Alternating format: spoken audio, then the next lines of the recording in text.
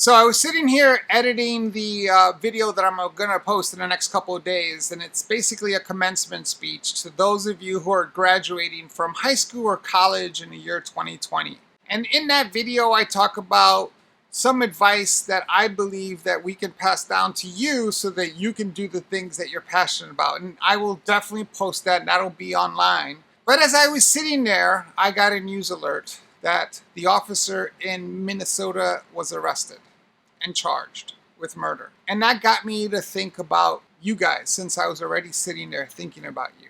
And your generation has been through some tough things, maybe more than any other generation. Like, yeah, we got the generation that went through the Great Depression.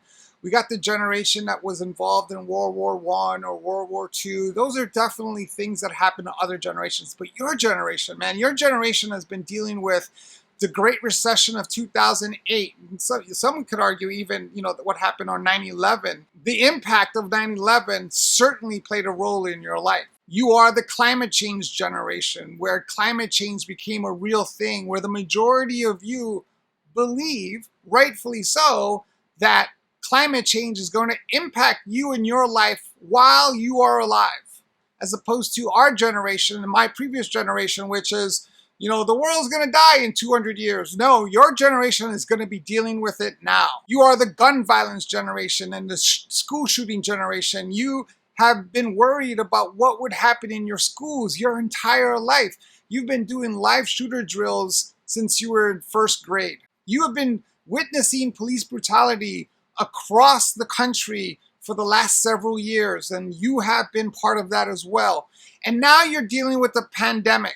And what the pandemic has done to not just the fact that you can't even graduate from school, but we don't even know what the impact is going to be 2 years or 5 years or 10 years from now.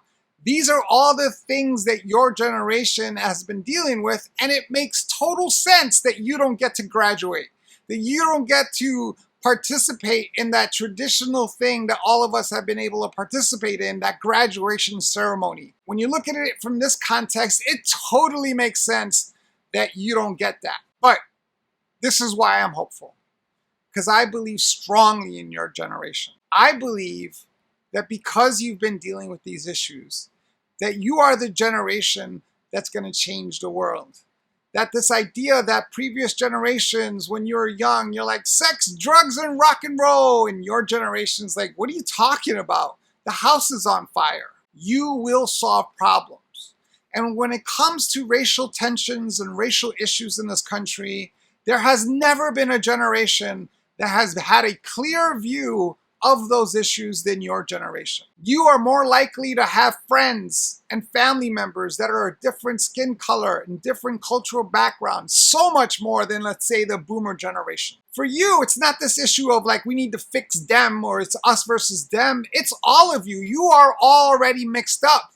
50% of you are diverse already. You don't see race and culture and color like previous generations. 75% of Generation Z have no problem and will completely approve one of their kids marrying someone from a different cultural background or a different race. Compare that 75% to the 30% of boomers who feel the same way. Your generation believes that increasing cultural and ethnic diversity is good for business, for our country, for our communities. 62% of you believe that. Compare that to the 52% of my generation and the 48% of the boomer generation. The overwhelming majority of you believe that police officers treat black people unfairly. Even Generation Z Republicans see that. 43% of Republican Generation Z believes that the police treat black people unfairly. Compare that to 20% of boomers in the same category who think the same thing. While the majority of my generation and older generations are like, what are all these NFL protests about?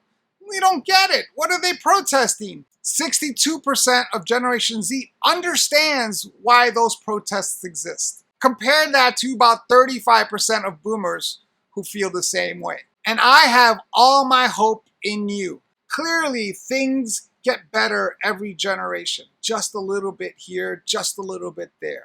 But now it feels like we take one step forward and then we take 2 steps back. And then we take 1 step forward and we take 3 steps back. And that's what it feels like. And the protests that you're seeing in cities across the country are a reflection of that frustration, that people have had enough. Now, while my generation and the older generations need to figure out what to do now, I hang all my hope on your generation, because you are the most educated generation ever.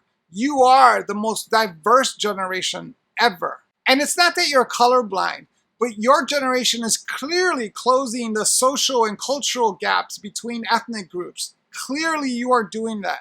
And I am excited that you continue to do that. And I can't wait to see what you guys do. It will be up to your generation to change what we see today. I don't want to put it on your shoulders. And my generation, I can speak for my generation and say, we will try everything in our power to help. We will do everything that we need to do while we are here to set up the infrastructures and the policies. We'll try everything we can to move the ball forward. But your generation is the generation that is going to bring it home. You will close the gap. You are the problem-solving generation. You will change the world.